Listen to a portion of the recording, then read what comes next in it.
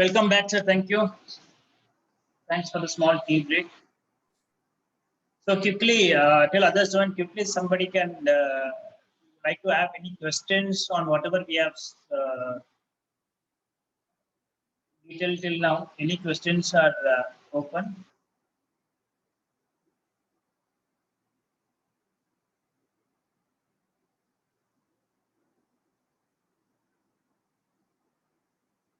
Okay, because there were no questions in the chat box too on the previous session.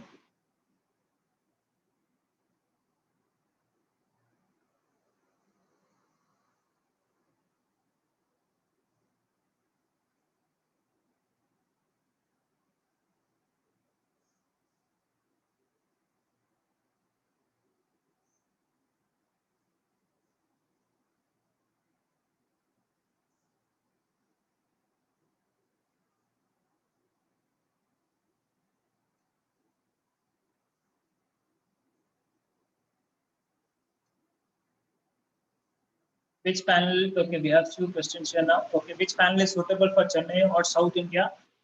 Sir, obviously we had a myth before that this poly or mono will suit in higher temperatures. Now there's no more mono. Now the new technology is mono PERC, right? So the mono PERC is equally good like poly, and mono PERC is in terms of performance is much better than poly for temperature like Chennai. We have noticed few projects wherever we have installed mono PERC. The generation is 0.5 to 0.8 watts, 0.5 to 0.8, or let's say 0.5 to 1 unit more per kilowatt. Which means, let's say, with the poly, if I'm generating around 4 units on an average with poly panels, 4 units per kilowatt. In mono PERC, in the same conditions, you could generate around 4.5, 4.8 per kilowatt. So obviously, if price is not a constraint, then mono PERC is the best. I think this also answers Mr. Shivakumar's question. Mr. Mono PERC is the best. Right now, there's a price difference of around 4 to 5 rupees from poly to mono PERC. And because of the huge shortage in the raw materials coming from China and other countries, the Indian panel manufacturers have to increase the price. So there's a huge price difference now. So almost like 4 to 5 rupees per watt. This thing 4 to 5 rupees per watt is the difference now. Okay, fine. So we'll continue with the session. Now in this session, we'll be talking about how to design a solar off-grid power plant. Efficiency of the panel, Mr. Gauri Shankar, mono PERC manufacturers, different manufacturers have different efficiency. Typically, it's around 20% for mono PERC, and for poly, it's around 16%.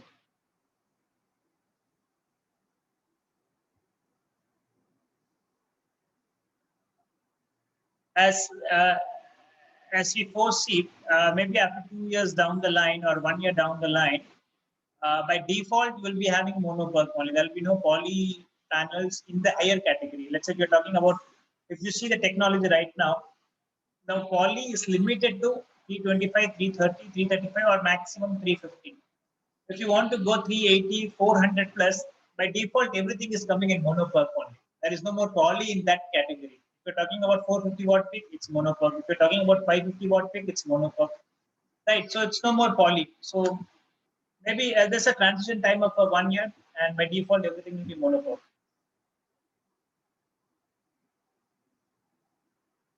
Right, fine. So we'll come back to the off-grid plant. Now, so as most of them are from Tamil Nadu, because of the policy issues on the net metering, is typically with respect to the residences, right? Where residences, if you export anything, the net feed-in tariff is 2 rupees 8 paisa. So whatever you export 2 rupees 8 paisa, and whatever you import, it becomes at 6 rupees 50 paisa for a residential customer. So what we have seen in last 2 years is most of the customers have opted for an off-grid system for residences, which means they are going for 5 kilowatt, 3 kilowatt, 10 kilowatt solar power plants. on resident system. For examples, like in a 10 kilowatt power plant, almost you can run the entire house. Few examples are like we have run few residences with a 10 kilowatt MPPT solar inverter with 10 batteries of 200 Ah, and we are running around 15 fans, 50 lights, two ACs of 1.5 ton each, inverter ACs of 1.5 ton each, two numbers, fridge, washing machine, grinder, mixie, induction stove, water motor. So almost everything is connected to that line.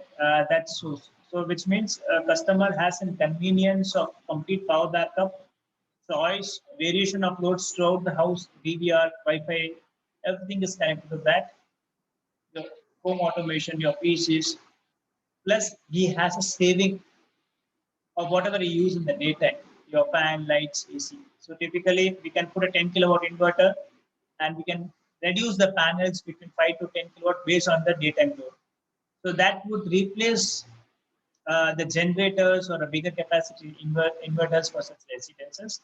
Same thing, a lot of projects that happened in 3 kilowatt, 5 kilowatt as well. Let's say a customer wants all fans, everything, and one AC is good enough, go with the 5 kilowatt. If it's a 1 ton AC, then go with a 3 kilowatt 3 kilowatt off-grid system. So that business has peaked. Battery-based off-grid systems business has peaked during the last 2 years because of the net metering policies, which are not attractive for residential customers unless and until they have a daytime. Okay, we go back to our presentation.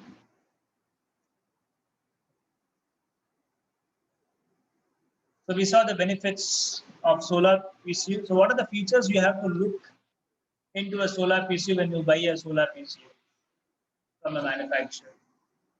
The most important thing is you should check whether the grid charging option is enabled and disabled. Do we have that option? Can I restrict my grid to charge the battery? If I have that option, then I could maximize my savings. Otherwise, what would happen is I keep charging the battery from solar and grid, and I keep discharging the battery in the evening time. So most of the energy what I've saved in the morning from sunlight, it gets compensated from the grid charging. So the effective savings are not much high. So when you have that option, let's say in the morning time, my load should run on solar, and in the evening, mostly based on the battery voltage. Let's say if my battery voltage reaches 12 volt, it should change over to the grid. It should not discharge the battery. So automatically, grid will come into that, and the grid will run the load. The battery will not get discharged. And in the next day morning, again the battery will get charged from the solar panels. So which means I am not charging my battery, which is an indirect load to the grid. And hence I would save much better. So that option should be there by default. Obviously, choose one MPPT solar inverter, and all changeover should be automatic. And also look in for the parameters like do you have an energy meter built inside the PCU so that you can have a track on the energy savings. And obviously, the charge controller should be inbuilt inside the inverter so that becomes easy for installations.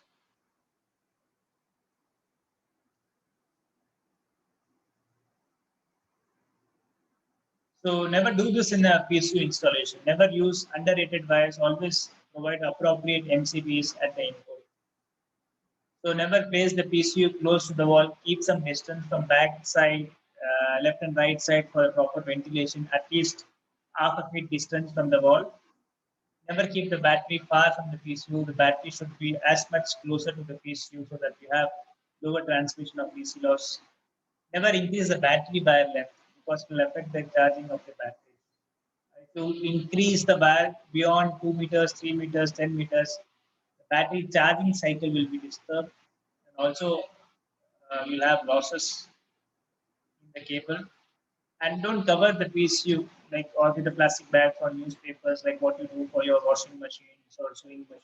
Don't cover the PCU.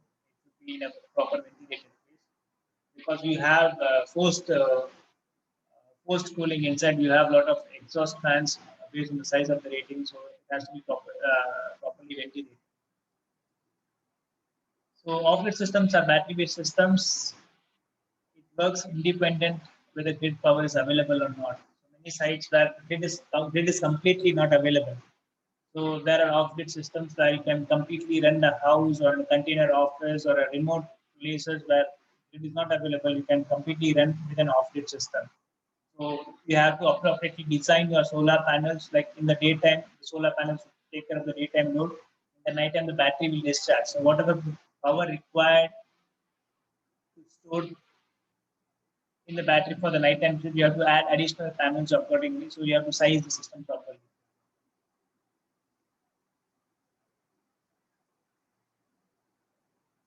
And so I would request everyone in your free time, kindly give your reviews on the training and positive feedbacks on our Google page so that many participants could join and to train them on the solar parameters. So kindly give us a positive review on our Google page, or you can go to our website creativeeco.in, and you can give us a review over that. So as discussed, let's design an off-grid system.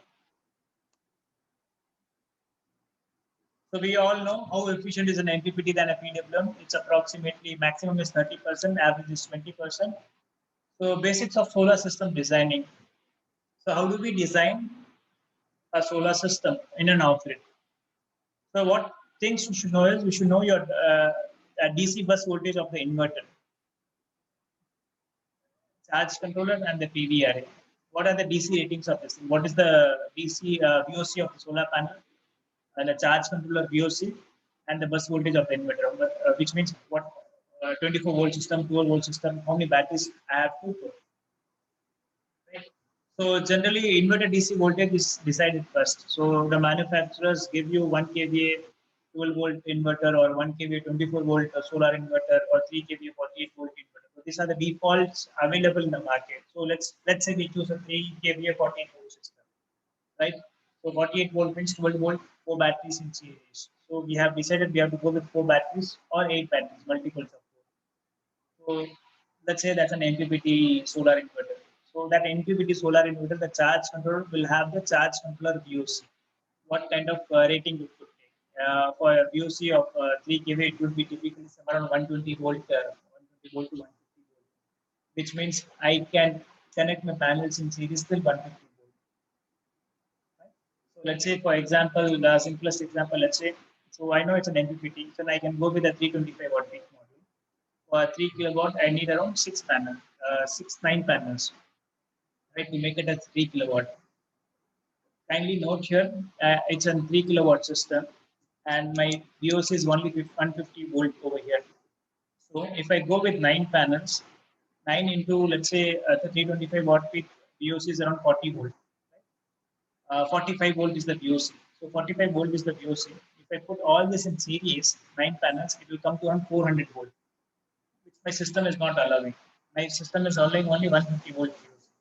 So what I will do is, let's say I'll make 3 panels in series, 3 panels in series. So 45 into 3, which is somewhere close to around 140 volt, which is falling under 150 volt VOC of the charge controller. So I understood I have 9 panels. I can maximum attach 3 panels in series. So what I'll do, string 1 will have 3 panels, string 2 will have 3 panels, string 3 will have 3 panels. So 3 plus 3 plus 3, 9 panels accommodated. Then all these 3 will be parallel array, right? So you are forming a 3 series, 3 parallel array. Now this 3, all the 3 arrays will be parallel. So we'll have 3 plus 3 minus going to an array junction box, and 1 plus and minus going to the inverter. This is how you have to design the number of solar panels, number of batteries, and an inverter based on the inverter rating available.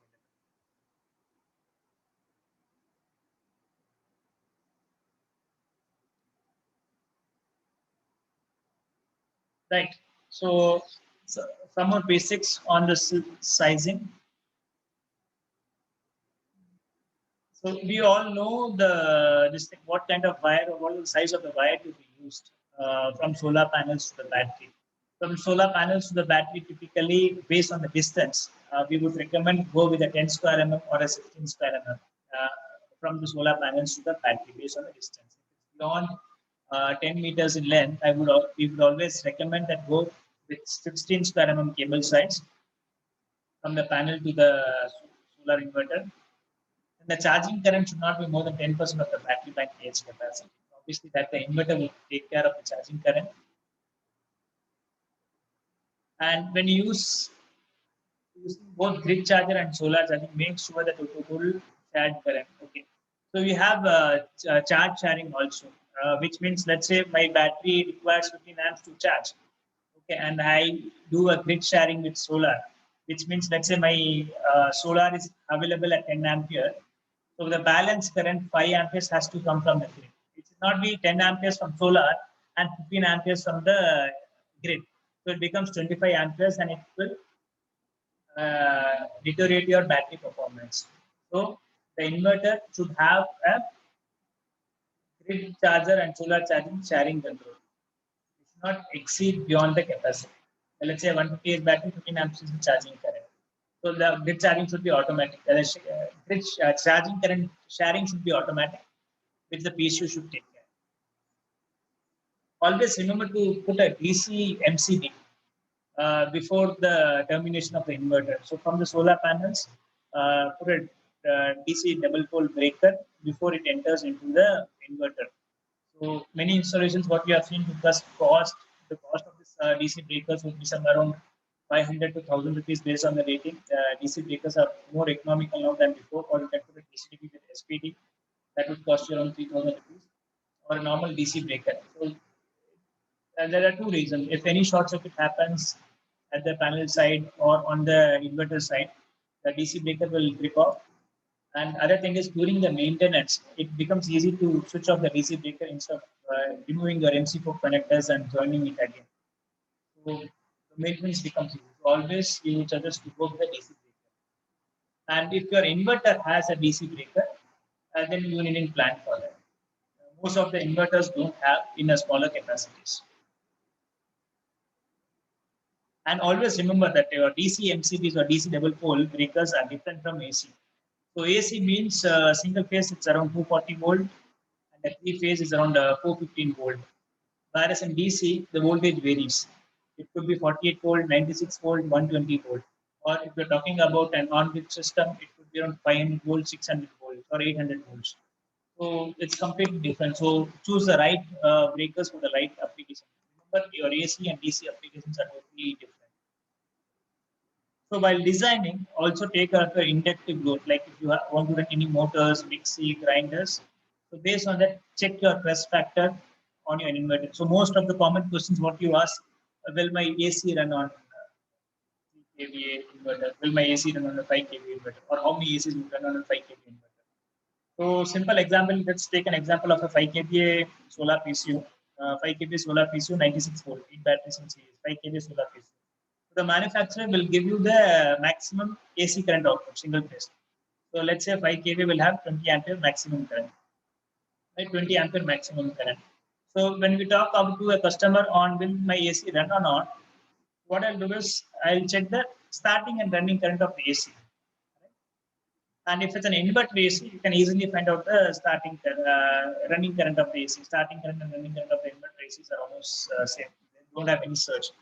So we can Google that specific model, let's say it's an Daikin AC or a Mitsubishi AC. You can directly go to the Google and can check with that model number. You will get the current rating. Or if there are very old ACs which nobody knows about it, then you have to with the clamp meter check at the site what is the starting current. Let's say a customer is having a 1.5 ton AC. Right now, let's say the starting current of 1.5 ton AC would be typically around 12 to 13 amps. 12 to 13 amps, or some older ACs like OG could have till 15 amps. They have much more higher cooling capacity. 15 amps. So 15 amps is your, what I mean to say is your starting current. And the running current, based on the compressor, it could be 10 amps or 9 amps, or typically it's around 9 amps for 1.5 ton AC. Right, so this is how this thing is. So when I use a 5 kVA, solar PCU, I know my limitation is still 20 amps. and my starting current of AC is 15 amps, so which is much less than 20 amps. So which means I have 4 amps more. In 4 amps multiplied into 230, approximately 1 kilowatt. So I can run 1 kilowatt load more, which could be typically be your 5 fans, 5 lights, 1 TV, Wi-Fi. All this will come under 1 kilowatt load. So straight away we can say that my 5 kilowatt solar inverter could easily run your 1.5 ton ACs with fans. This is how you have to do the calculation, specifically when you have an inductive load. Okay, so this three we have seen. We have not seen. We didn't speak about the parameters. We spoke about the radiations, direct, indirect, and diffuse, right?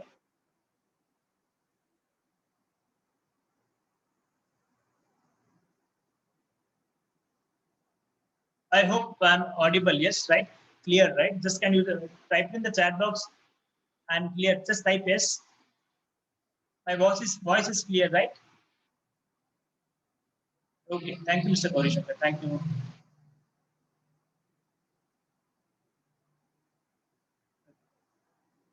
Now, different places have different radiations. Like Chennai, Ooty, or Rajasthan will have different solar radiations, right?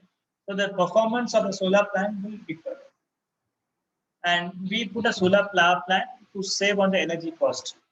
Our energy cost is on the units which is get built in your energy meter or a EV meter or TNEB. So how many units you have used in your TNEB meter, they bill you on that. So it's very important to understand how many units we are using in 60 days bill or a 30 days bill. So when you divide by number of days, divide by 60, you will get per day usage. Right? That's called units per day.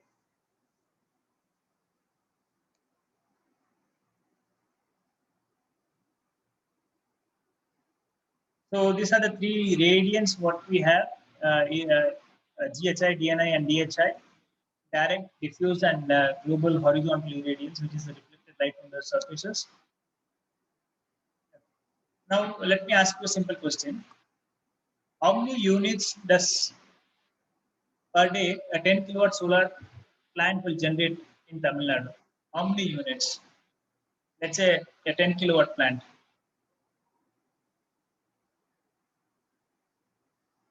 Okay. Mr. Gorish says 40, Mr. Shiva says 45, Mr. Ravi says 45, Mr. Rajmohan 40. So yes, almost everybody are into that parameter of 40. Now,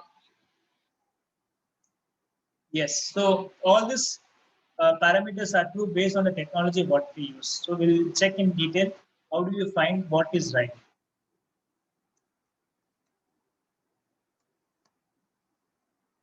Okay, now this graph is a download from internet. It's a true data. Okay, let's talk about Tamil Nadu, right? Tamil Nadu is at number 2. So we have DNI, we have GHI.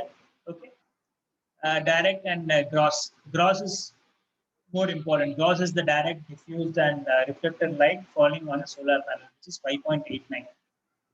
Okay, now this is a chart for a 1 kilowatt system. So in Tamil Nadu,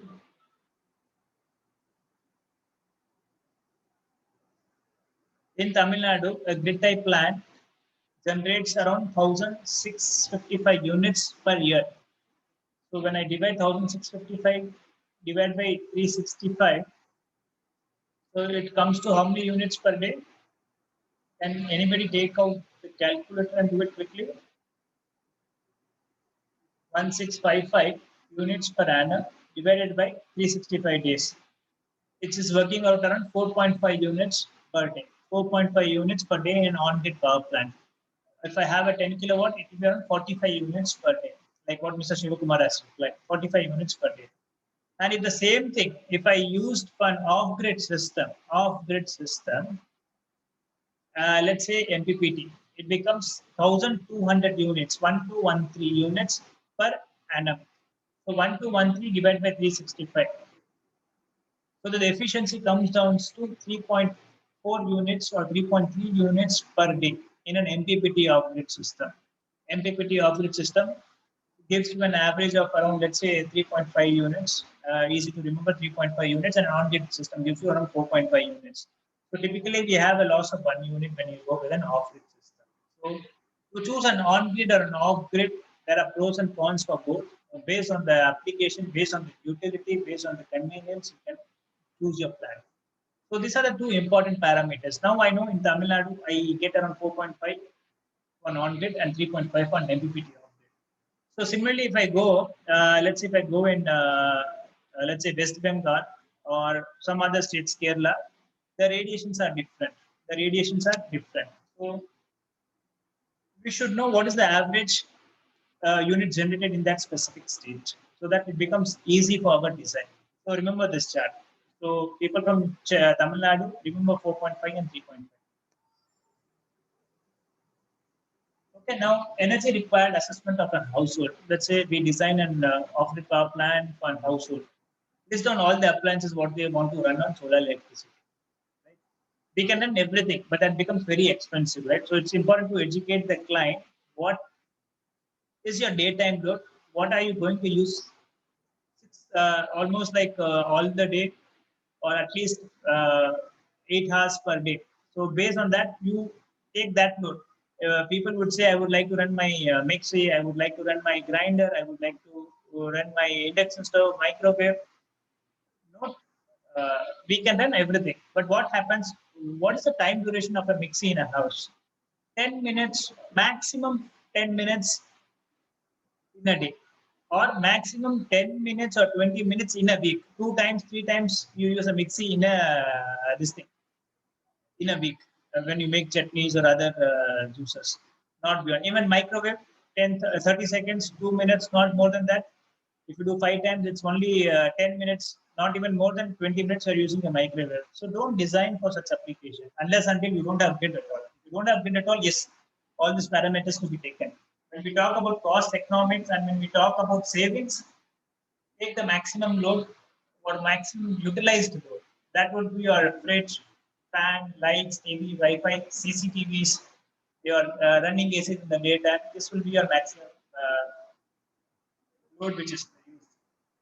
So take a note of that, count the quantity, take the wattage of it, and you have to form a table like this. This table is very simple. It's an Excel sheet table where you are quantifying with the wattages and number of hours where each load runs. Let's say for an example, the serial number 1 LED bulb, the power rating is 10 watts. There are 3 numbers in quantity and we use 6 hours per day. So 10 into 3 into 6 is 180. So that is watt hours. So you have to similarly discount for CFLs, fans, fridge, TV. If you have an AC, yes, you have to add in AC. So that would give you the total watt hour, which is 4,170 watts. So let's assume this is a house and this client has called us for an off-grid power plant. Now we have made this table. It's very easy to make this table. You can always ask, check this on phone, checking with the client. Let's say 4,170 watts is the we have derived. Now we have to do the energy assessment that. So 4,170 watts hour is equivalent to 4.1 kilowatt hour, right? Divided by 1,000. 4.1 kilowatt hour is like 4.1 units per day. This is requirement, fine. So when we do into 365 days, we get the total.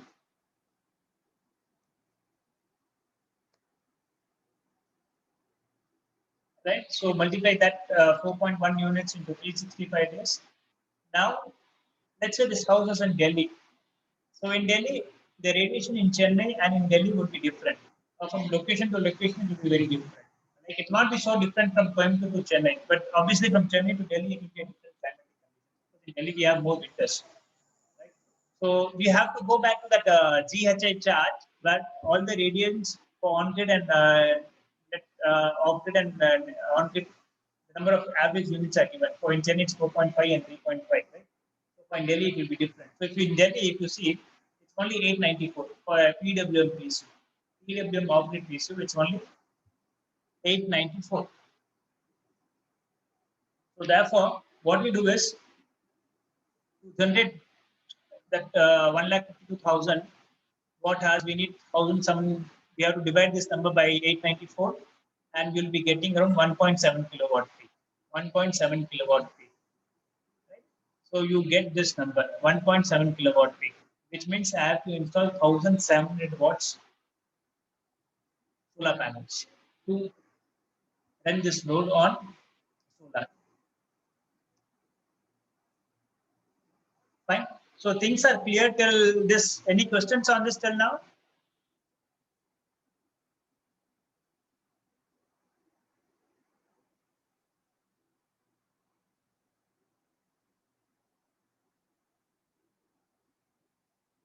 How does the generation differ from on-grid to off-grid? Fine, yes.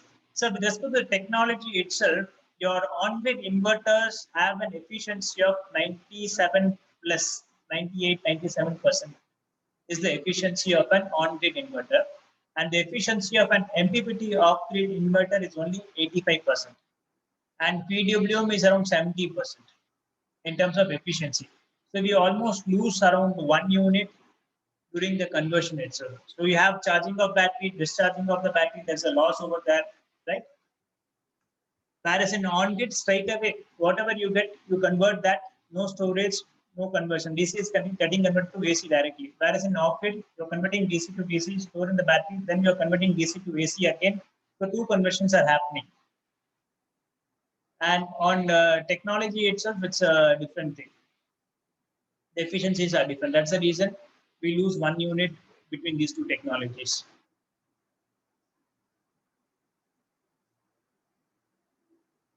The PV panel sizing calculated 100% efficiency of panels per inverter. Calculated at 100% efficiency of panels per inverter. Now, when we talk about this GHI, the radiations, when we understood it's 4.5 units average in a climate like Chennai for an on-grid or a 3.5. So that's the performance output, which means how much you have extracted after the inverter, how much you have generated after the inverter, right? So that reading, let's say 3.5 units per kilowatt in an on-grid off-grid system, 3.5 is considering after all the losses. That's a practical number what we get 3.5. So when we design a PV system, what we have designed here, let's say 4.1 units is required. For 4.1 units, if it's an on-grid system, I'll recommend 1 kilowatt because we'll be getting 4.5 units per day. But when it becomes an off-grid system, instead of 1 kilowatt, I have to put 1.7 kilowatt, 600 watt or 700 watts more. So the average units will take care of all your difference in efficiency.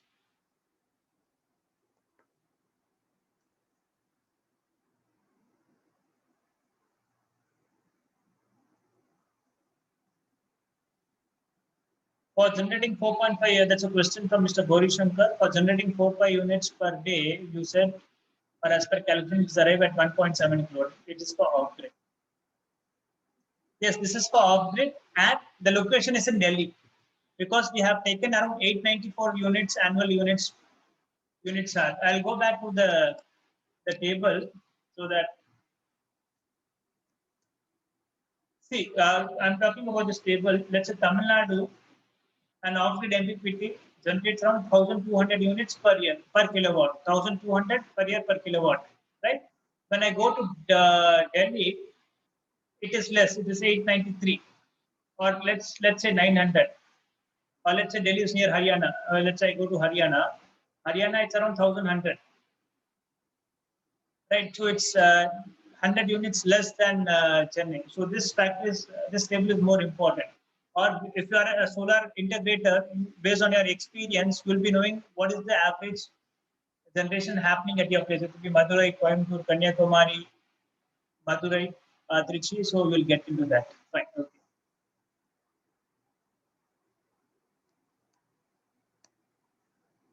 So now this system, I am very clear now. Now I've got 1.7 kilowatt peak, right? Now I've got 1.7 kilowatt peak solar panel. So 1,700 watt peak solar panel. So if it's an MPPT, I can go for 325, 330, whatever is available in the market. Now I have to go for an inverter which could accommodate this 1700 watts, which means I can't go with the 1 kilowatt inverter. I have to go with the 2 kVA inverter, which could take care of this 1.7 kilowatt solar panels. Clear? If I go with the 2 kilowatt inverter, my options are limited now. 2 kVA will have 24 volt, right? 24 volt DC plus voltage. So I have to go with 2 batteries. Based on the backup required, I can go with 150Ah, 100Ah, 200Ah, based on the project costing and also based on the backup required. So based on this simple principle, I am able to find out what is my daytime, what is my units required per day, right? Units required per day based on the loads what I have. Then I have found out my watt peak of the panels. Then I have found out my inverter rating. Then suitable batteries, 2 batteries, 4 batteries, 3 batteries based on the inverter rating. So these 4 parameters are fixed. Then you know the costing from all the manufacturers. Work on the costing, and then you propose to the client. So tomorrow we'll talk about on the on-grid system. I'll close the session now. So we'll talk on on-grid system tomorrow. Simple, we'll be talking about all the calculations and also on the energy monitoring, the parameters, everything on the on-grid system. And also, if time permits, we'll be also talking about DG synchronization, zero export, what is net metering, policies in India. Right? So coming back to this, yeah, we also have a workshop to learn a design software, what we had last year in 2020. So this software would also teach you about the solar plant sizing. You can draw layouts from the Google Maps. You can draw the panel layouts. You can check the areas available on the terrace. If any obstacles are there, then you can block those obstacles. And we can also talk about the shading effect. You can create a project report. We can talk about what will be the savings and generation prediction for throughout the year for that specific location. So everything is built inside this software, and this is a completely free software. So you can generate your solar projects, and you can do designs for free, and you can also make a client proposal.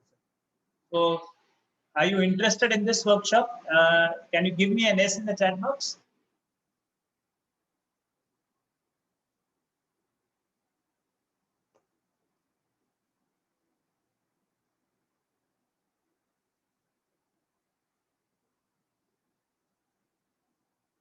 Thank you, Mr. Shiva. Thank you, Mr. Ravi. We'll soon announce the dates for this workshop, the solar panel layout softwares.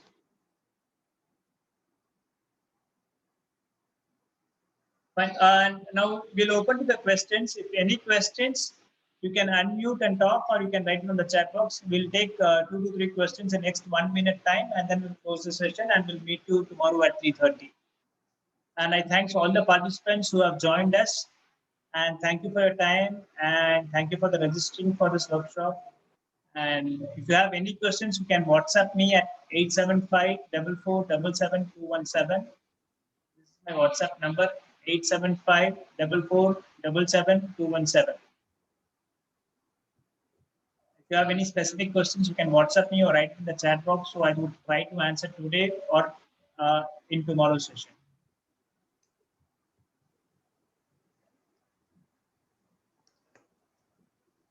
I'll not be able to share any recordings or PPT of this session. Sorry for that, because it's in the free session. It's only for the interested people, and I have not spoke about any. So I'll not be able to share any PPT on this.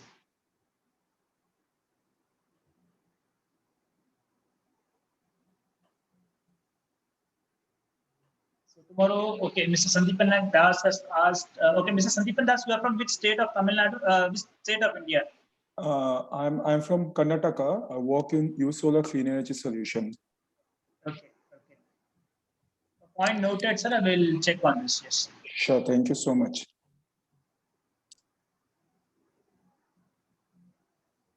Yes, Mr. Gauri Shankar, in off-grid calculation for charging the batteries, additional panels to be added. Yes. So when I discussed on, let's say we don't want to charge the batteries on grid, then the